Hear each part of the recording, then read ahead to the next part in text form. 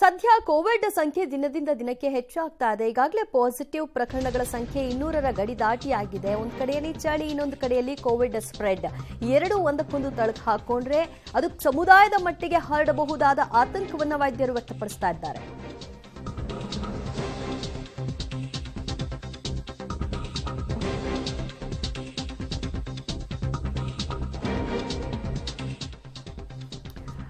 ದಿನ ಕಳೆದಂತೆ ಹೆಚ್ಚಾಗ್ತಾ ಇದೆ ಕೋವಿಡ್ನ ಆತಂಕ. ಈಗಾಗಲೇ 200ರ ಗಡಿ ದಾಟಿ ಆಗಿದೆ ಆಕ್ಟಿವ್ ಪ್ರಕರಣಗಳ ಸಂಖ್ಯೆ. ಮೈ ಮರೆತರೆ ಕಮ್ಯುನಿಟಿ ಸ್ಪ್ರೆಡ್ ಆಗುವಂತಹ ಸಾಧ್ಯತೆಯ ಕುರಿತಾಗಿ ವೈದ್ಯರು ಮಾತನಾಡ್ತಾ ಇದ್ದಾರೆ. ಸಮುದಾಯಕ್ಕೆ ಹರಡೋ ಆತಂಕವನ್ನು ವ್ಯಕ್ತಪಡಿಸಿದ್ದಾರೆ ಡಾಕ್ಟರ್ ಮಂಜುನಾಥ್. ಜನವರಿಯಲ್ಲಿ ಹೆಚ್ಚು ಚಳಿ ಇರುತ್ತೆ, ಸೋಂಕು ಹೆಚ್ಚಾಗೋ ಸಾಧ್ಯತೆಗಳು. ಈ ಸಂದರ್ಭದಲ್ಲಿ ಸಹಜ ರ್ಯಾಂಡಮ್ ಟೆಸ್ಟ್ ಮಾಡುವಂತೆ ಈಗ ಆರೋಗ್ಯ ಇಲಾಖೆಗೆ ಮನವಿಯನ್ನ ಮಾಡಿಕೊಳ್ತೀನಿ ಅಂತ ಸಲಹೆನ ಕೊಟ್ಟಿದ್ದಾರೆ. ಮತ್ತೆ ಕೋವಿಡ್ನ ಆತಂಕ ಹೆಚ್ಚಾಗ್ತಾ ಇದೆ. ಕಾರಣ ಉಪತಳಿಯ ಆತಂಕ ಜನರಲ್ಲಿ ಸಾಮಾನ್ಯವಾಗಿ ಏನಾಗುತ್ತೆ ಅನ್ನುವಂಥ ಅನೇಕ ಆತಂಕಗಳನ್ನು ಉಂಟು ಮಾಡ್ತಾ ಇದೆ. ಈಗಾಗಲೇ ಕೇಸ್ಗಳ ಸಂಖ್ಯೆ ಸಹ ದಿನದಿಂದ ದಿನಕ್ಕೆ ಹೆಚ್ಚಾಗ್ತಾ ಇರೋದನ್ನು ಕಾಣ್ತಾ ಇದ್ದೇವೆ. ಸೊ ಈ ಉಪತಳಿ ಎಷ್ಟರ ಮಟ್ಟಿಗೆ ಎಫೆಕ್ಟನ್ನು ಮಾಡ್ಬೋದು, ನಿಜಕ್ಕೂ ಇದು ಎಫೆಕ್ಟಾ, ಈ ಬಗ್ಗೆ ಮಾತನಾಡಲಿಕ್ಕೆ ನನ್ನೊಟ್ಟಿಗೆ ಜಯದೇವ ಆಸ್ಪತ್ರೆ ಮುಖ್ಯಸ್ಥರಾದಂಥ ಹಿರಿಯ ವೈದ್ಯರು ಆಗಿರುವಂಥ ಡಾಕ್ಟರ್ ಮಂಜುನಾಥ್ ಸರ್ ಇದ್ದಾರೆ. ಮಾತನಾಡಿಸ್ತಾನೆ. ಸರ್, ಉಪತಳಿ ಕಾಟ ಏನು ಹೇಳ್ತೀರಿ ಸರ್? ಏನಾದರೂ ದೊಡ್ಡ ಮಟ್ಟದ ಎಫೆಕ್ಟ್ ಮಾಡುತ್ತೆ ಅಂತ ಅನ್ಸುತ್ತೆ, ಹೇಗೆ? ಅಂದರೆ ಏನಾಗಿದೆ, ಇವಾಗ ಈ ಡಿಸೆಂಬರು ಜನವರಿ ಯಾವಾಗಲೂ ವೈರಲ್ ಇನ್ಫೆಕ್ಷನ್ನು ಸೀಸನ್ ಇದು. ಅಂದರೆ ಕೋವಿಡ್ ಒಂದೇ ಅಂತ ಅಲ್ಲ, ಇನ್ಫ್ಲುಯೆನ್ಸಾ ಆಗ್ಬೋದು, H1N1 ಆಗ್ಬೋದು, ಅಥವಾ ಈ ಥರ ರೆಸ್ಪಿರೇಟರಿ ವೈರಲ್ ಇನ್ಫೆಕ್ಷನ್ಸ್ ಆಗ್ಬೋದು. ಸಾಮಾನ್ಯವಾಗಿ ಡಿಸೆಂಬರು ಮತ್ತು ಜನವರಿನಲ್ಲಿ ಯಾವಾಗಲೂ ವೈರಲ್ ಇನ್ಫೆಕ್ಷನ್ ಜಾಸ್ತಿ ಇರುತ್ತೆ. ಸೊ ಇವಾಗ ನಾವು ಇತ್ತೀಚೆಗೆ ಸ್ವಲ್ಪ ಈ ಕೋವಿಡ್ ಸೋಂಕಿತರ ಸಂಖ್ಯೆ ಜಾಸ್ತಿ ಆಗಿರೋದನ್ನ ನೋಡ್ತಾ ಇದ್ದೇವೆ. ಅಂದರೆ ಇದು ಓಮಿಕ್ರಾನ್ದು ಹಳೆ ವೈರಸ್ಸೇ ಇದು.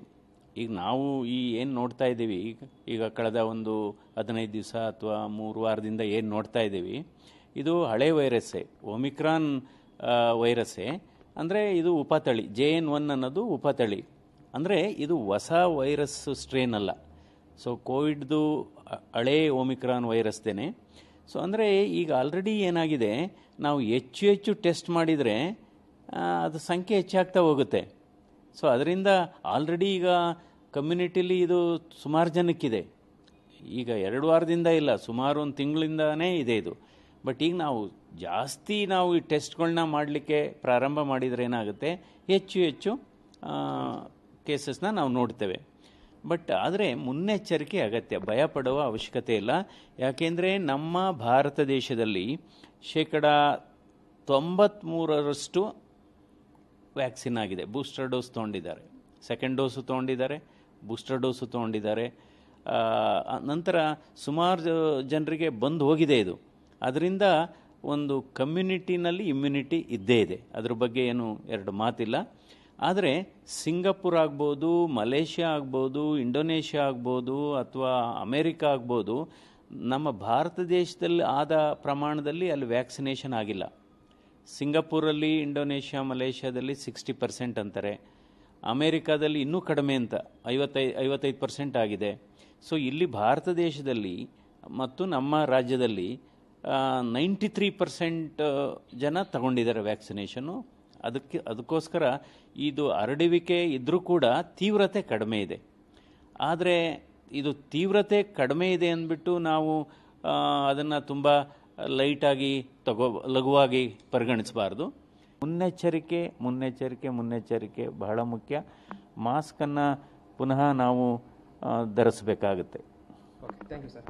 ಇದಿಷ್ಟು ಜಯದೇವ ಆಸ್ಪತ್ರೆ ಮುಖ್ಯಸ್ಥರಾದಂಥ ಡಾಕ್ಟರ್ ಮಂಜುನಾಥ್ ಸರ್ ಅವರ ಮಾತು. ಕ್ಯಾಮರಾ ಪರ್ಸನ್ ಸುಹಾಸ್ ಜೊತೆ ರಾಘು ಮರಿಸ್ವಾಮಿ, ಪಬ್ಲಿಕ್ ಟಿವಿ, ಬೆಂಗಳೂರು.